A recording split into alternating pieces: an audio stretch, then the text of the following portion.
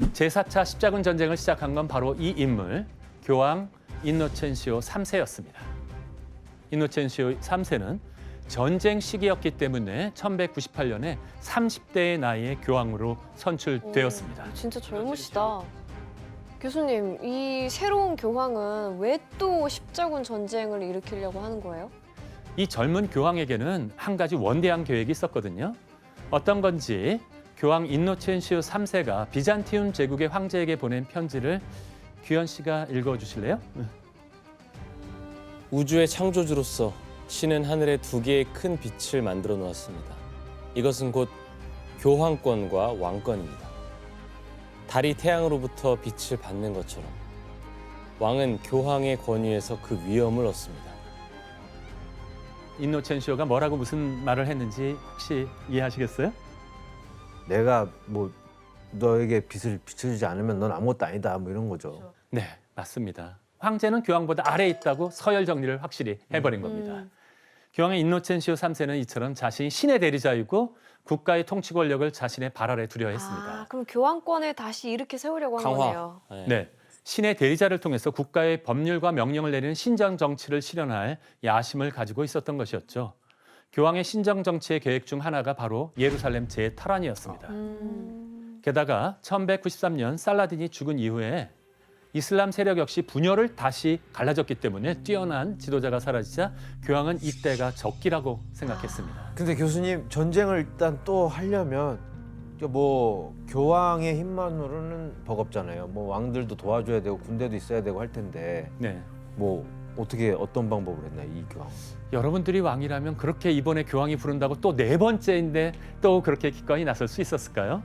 아니죠. 또 조건을 내걸었겠죠? 조건이 있어도 직접 나서기는 힘들 것 같은데 전쟁. 맞습니다. 교황의 명령에 왕들은 내표하지 않았습니다. 그동안의 경험상 십자군에 들어가는 돈이 어마어마했던 것이었죠. 결국 예루살렘을 통치했던 마지막 왕의 동생과 함께 프랑스의 일부 영주들만이 예루살렘 재탄환 임무를 완수하기 위해서 나섰습니다. 그런데 전쟁은 시작부터 문제점을 드러냈습니다. 첫 번째 문제는 바로 원정의 첫 목적지가 예루살렘이 아니라 이집트였다는 사실입니다.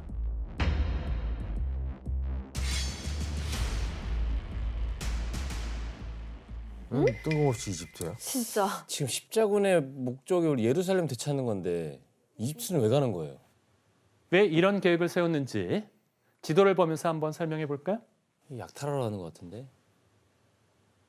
네, 이집트는 여기 있고 예루살렘은 이곳에 있는데 당시 이집트에 있었던 세력들이 이슬람 세력에서 그 사이에 가장 강력한 세력으로 떠올랐기 때문에 먼저 이집트의 이슬람 군대를 무찔러 내야 한다라고 생각했던 것이었죠. 그러니까 예루살렘으로 가는 좋은 길목이 될 거라는 거네요. 네, 그랬었고 이곳을 점령하게 된다면 전리품을 챙길 것이라는 기대감을 가지고 있었죠. 또 자기들 이득 챙기려고. 네. 그런데 이 계획은 처음부터 난관에 부딪혔습니다. 그렇죠? 길이 애매해. 길이 애매하죠. 어디로 온다면 백길, 훨씬 더 백길. 빨리 도달할 수 있을까요? 백길. 배로 오면 굉장히 빠른데 당시에 프랑스는 그렇게 많은 배를 가지고 있지 못했습니다.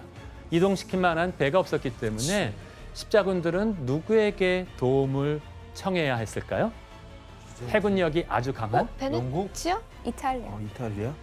바로 여러분들이 예상하신 것과 같은 베네치아였던 것입니다.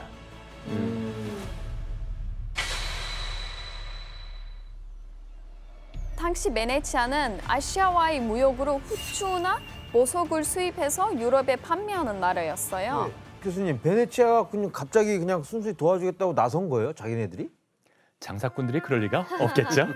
뭔가 또 네, 거래가 뭔가 꿍꿍이가 있는데 이때 베네치아의 최고 지도자 에니코 단돌로라는 인물이 한 가지 제안을 했습니다. 애니콜? 십자군에게 1년치의 식량과 충분한 선박을 제공해 주는 대신에 프랑스 왕실 수입의 2배에 해달하는 8만 5천 쾰른마르크를 지불하고 전리품을 동일하게 나눌 것을 요구했습니다. 아, 5대5로. 네, 5대5. 만약 여러분이 십자군이었다면 이 제안을 거절할 수 있었을까요?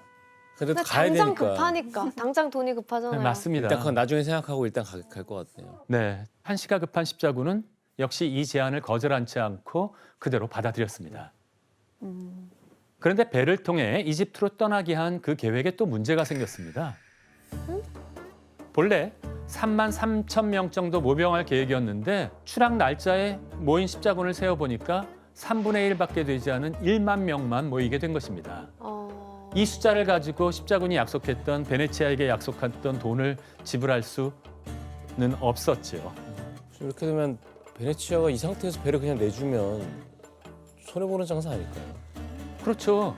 베네치아는 십자군을 날아다 줄 배를 만들기 위해서 상업 활동까지 중단하고 나라에 온 힘을 쏟아서 배를 만들고 있었거든요. 베네치아로서는 손해가 이만저만이 아니게 된 것이었죠. 어떻게 해야 되냐? 베네치아인들이 불만이 극에 도달했을 때 엔리코 단돌로는 십자군에게 빚을 갚을 수 있는 해결책을 제시했습니다.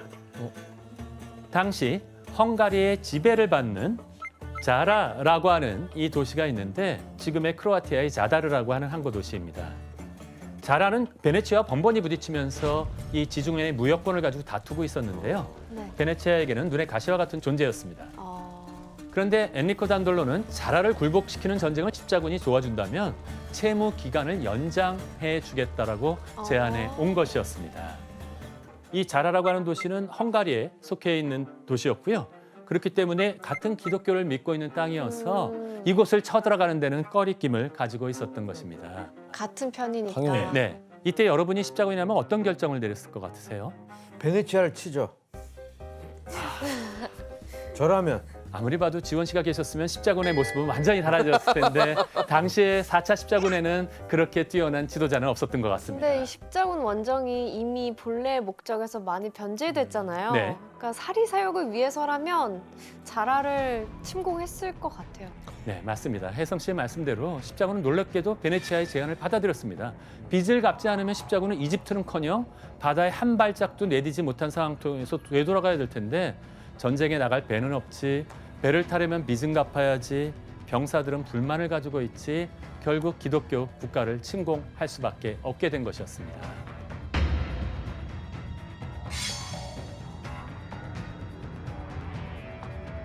십자군의 모습들이 어떻게 보이세요? 아니, 그러니까 자라 사람들은 십자군이 왜 우리를 치러 온 거지? 이러고 있을 것 같은데. 네. 베네치아 군대와 함께 자라에 도착한 십자군들은 이곳을 모두 점령해 버렸고요. 자라 시민들은 사절단을 보내서 베네치아 군대와 십자군 전쟁이 서로 평화 협정을 맺도록 노력했지만 그들은 받아들이지 않았습니다. 결국 자라는 베네치아와 십자군의 공격에 일주일 만에 어쩔 수 없이 항복을 하면서도 이 십자군이라는 것 자체에 치를 떨게 되는 일들이 벌어지게 되었던 것입니다. 십자군은 들어가서 성 안에 조금이라도 값어치 있는 물건들은 빼앗았고요. 가져갈 수 없는 것들은 다 파괴해버렸습니다. 와. 그리고 빼앗은 것은 베네치아와 나누어 챙겼습니다.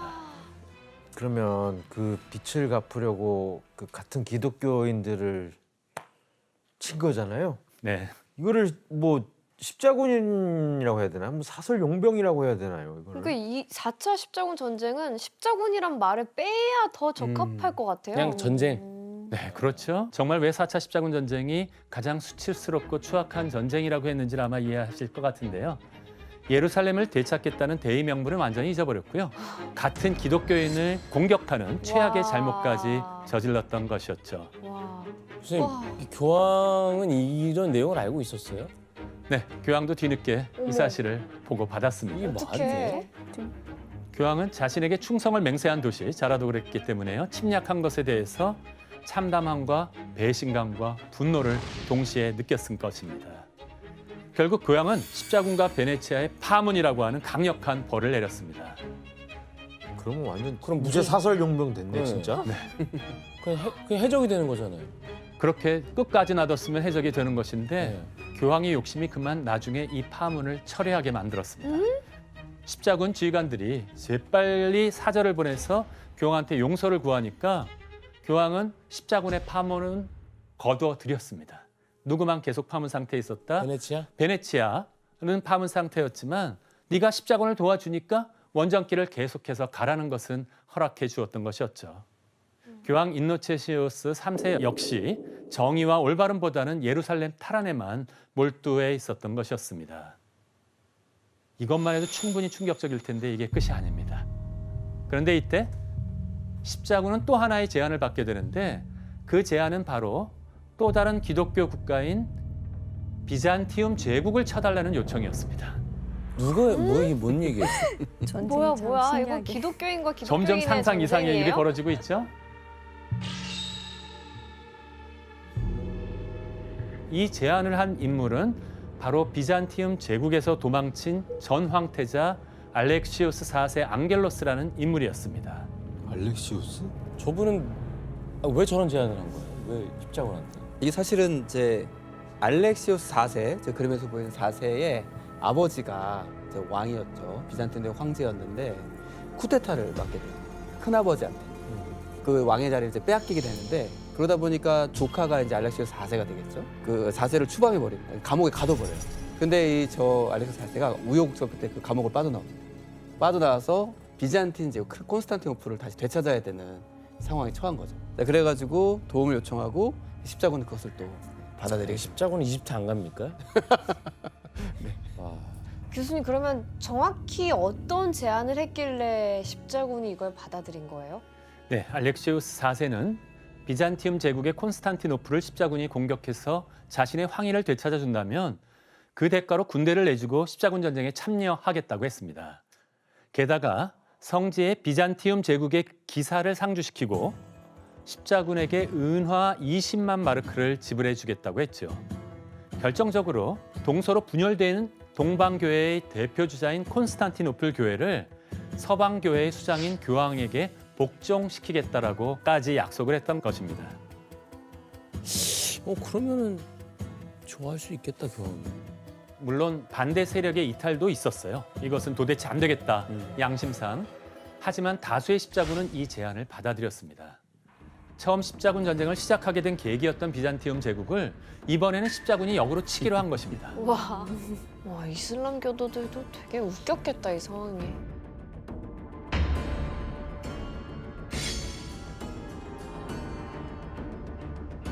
결국 십자군의 주요 지휘관인 영주들은 알렉시우스 4세와 협약을 맺어서 1203년 6월 베네치아의 군대와 알렉시우스 4세 그리고 십자군은 비잔티움 제국의 콘스탄티노플에 도착했지요. 견고한 성벽에 둘러싸인 콘스탄티노플이었지만 베네치아의 배들은 위에가 높았기 때문에 그곳에다가 탑을 쌓아놓고 돌덩이, 불 이런 모든 것들을 퍼붓게 되자 전쟁은 점점 십자군에게 유리해져 갔습니다. 마침내 십자군이 콘스탄티노플 안으로 입성하게 되자 알렉시우스 4세의 큰아버지 알렉시우스 3세는 모든 재물과 돈을 그대로 챙겨가지고 달아나 버렸습니다. 콘스탄티노플에 들어간 십자군은 약속대로 알렉시우스 4세의 아버지를 황위에 올렸고 아버지가 돌아가시게 되자 알렉시우스 4세는 아버지의 황위를 이어받는데 바로 성공했습니다. 거의 뭐 내전만 하고 있는데 지금. 교수님 그러면 이 알렉시우스 4세가 이제 약속을 지킬 차례인데 과연 약속을 지켰나요? 안타깝게도 알렉시우스 4세는 약속을 지킬 수 없었습니다. 돈은 이미 큰아버지가 모두 가지고 달아나 버렸고 십자군과의 약속을 지키기 위해서 무리하게 세금을 걷던 알렉시우스 4세를 향해서 백성들이 반란을 일으켜버렸던 것입니다. 더더군다나 콘스탄티노플 교회가 로마 교황 아래로 들어가겠다라고 한 것은 비잔티움 제국의 성직자들과는 전혀 상의된 바가 없었거든요. 이 사실을 알게 된 비잔팀 제국의 귀족들 역시 분노를 참지 못해서 반란에 동참해가지고 알렉시우스 4세를 폐위해버렸습니다. 야, 그리고 비잔티움 제국은 이제 나는 모르는 일이니까 알렉시우스 4세가 황제가 아니니까 더 이상 돈을 갚을 수 없다라고 선언해버리게 되었던 것이었죠. 자, 이게 분위기상 이제 십자군 대 비잔티움 제국의 싸움이 될 것만 같은 느낌이 드는데 십자군 가만히 안 있었죠? 네, 당연히 가만히 안 있었죠. 그럴 수가 없었죠. 1204년 4월 십자군과 베네치아는 또다시 콘스탄티노플에 총 공격을 가했고 와. 1년 전과 똑같이 콘스탄티노플을 치는 상황이 벌어졌던 것입니다. 그 결과 총 공격을 한 지 일주일도 채 되지 않아서 비잔티움 제국은 항복을 선언했었죠. 또다시 십자군의 승리였습니다. 십자군이기 전에 그들도 신도 중에 한 사람들 아니에요? 그러니까 근데 어떻게 저게 가능하지? 저게 다 약탈물이었구나 십자군의 네. 약탈물. 교수님 근데 이제 교황도 뭐 경고도 하고 했지만 또 이 소식을 들었겠죠? 네, 이제는 못 들어주는 척하는 거 아니에요? 야, 이제 못 모르는 들어주겠다 야. 교황 역시 한 번은 십자군을 봐줬지만 두 번을 봐줄 수는 없었습니다. 십자군의 소식을 들은 교황은 자신의 명령대로 이집트로 가지 않고 콘스탄티노플을 짓밟은 십자군을 향해 저주를 퍼부었습니다. 그대들이 마음을 둔 것은 하늘의 재물이 아니라 땅의 재물이었다. 온 세상이 보는 앞에서 그대들은 방탕과 간음과 매춘의 스스로를 버렸다. 그대들은 유부녀와 과부, 심지어 신에게 헌신하는 여성들과 처녀들까지도 범했다. 이는 악마의 행각으로 그대들이 점령한 세계 전체가 그대들을 저주한다 해도 그리 놀랄 일이 아니다. 네, 십자군 전쟁은 교황마저도 손쓸 수 없을 정도로 망가진 본질을 잊은 전쟁으로 전락해 버리고 말았죠. 그럼 그들을 이제 뭐 어디로 뭐 방향성을 지시해주는 교황도 손을 놔버렸으면 이들의 목적지인 예루살렘은 뭐 가긴 가는 거예요? 가지도 않았습니다. 그러니까 교황 가지. 인네치엔시우스 3세는 십자군이 적어도 이런 죄를 지었다라고 해도 아마도 예루살렘을 향해서 그곳을 다시 점령했다면 또 봐줬을지도 모르는 일이지만 이미 제어불능 상태가 돼버린 십자군은 말도 듣지 않았습니다. 대신에 십자군은 콘스탄티노플 주변에다가 라틴 제국이라는 자신의 나라를 세우고 나서 약탈을 계속해 갔던 것입니다. 제정신이 아닌데. 그냥 도적인데? 그 결과 서방 교회에 대한 동방 교회의 불신이 어떻게 되었을까요? 너무 커져갔고 그렇죠. 동서 교회의 분열은 더 이상 화합할 수 없을 만큼 거리가 멀어져 버리고 말게 되었던 것이었죠. 이렇게 같은 진영인 기독교인들만 공격했던 제4차 십자군 전쟁은 엉망진창에다 처참했던 전쟁을 끝내게 되었던 것이었습니다. 진짜 이게 엉망진창이 맞는 것 같은데 네. 그 십자가에 도움을 줬던 베네치아는 어떻게 됐나요? 네. 베네치아는 십자군과 함께 비잔티움 제국을 점령한 다음에 제국의 8분의 3에 해당되는 방대한 영토를 획득했습니다. 교황의 의도와는 달리 제4차 십자군 전쟁의 최우승자는 십자군도 기독교 세력의 확장도 아닌 누구만이었다? 베네치아만이 그렇게 되었던 것이었죠. 이득 본 건 베네치아네요. 네, 그렇죠. 이후에도 십자군 전쟁은 1217년부터 반세기가 넘도록 무려 4차례나 더 계속되었습니다. 교수님 그럼 십자군은 이후로 한 번도 예루살렘 차지하지 못한 거예요? 자, 이렇게 모든 전쟁의 광기 속에서도 조금 다른 생각을 하는 사람도 나타났습니다. 제5차 십자군 전쟁 당시에 바로 프란치스코라는 수도자이자 성직자가 전쟁을 막기 위해서 등장했습니다. 프란치스코는 무기가 아니라 평화로운 포교를 통해서 예루살렘을 재탈환해야 한다고 주장했습니다. 그래서 그는 목숨이 위협받을 수 있음에도 불구하고 당시에 예루살렘을 점령했던 이슬람 지도자를 찾아가서 연설을 하기 시작했습니다. 그 연설을 듣고 있었던 이슬람군들은 모두 분노해서 그들을 죽이려 했지만 이슬람 지도자는 의외의 결정을 내렸습니다. 바로 프란치스코에게 예루살렘에 가서 성묘 교회에 가서 활동을 할 수 있도록 허락을 내주었던 것입니다. 진짜 단비 같은 인물이시네요. 네. 자, 약 200년에 걸친 기나긴 십자군 황당한 전쟁은 이렇게 허무하게 끝나버리고 말게 되었습니다. 진짜 8차까지 했는데 결국 예루살렘 찾지도 못하고 사람들은 죽이고 약탈하고. 결국 십자군 전쟁의 실패는 유럽 권력의 지형을 뒤바꿔 놓았습니다. 교황은 예전처럼 강력한 힘을 가지기는커녕 완전히 추락해 버렸고요. 대신에 왕권이 강화되면서 각각의 왕과 누가 아까 가장 이익을 보았나요? 베네치아의 상인들이 이익을 보았기 때문에 왕과 돈을 가진 상인들의 권위는 높아졌습니다. 그리고 이때 십자군 전쟁에 대한 벌이었을까요? 그 다음부터 유럽에는 기근이 들이닥치게 되고 페스트라는 질병이 유럽의 3분의 1을 죽여나갔고요. 맞아. 이후 100년 전쟁을 하면서 맞아. 100년 전쟁이 끝났을 때 비잔틴 제국도 같이 멸망하고 말았습니다. 그것이었죠. 오늘 강의를 통해서 정당한 평화를 만드는 방법을 계속해서 찾아가는 그러한 시간이 되었으면 좋겠다는 마음으로 오늘 제 강의를 마치도록 하겠습니다.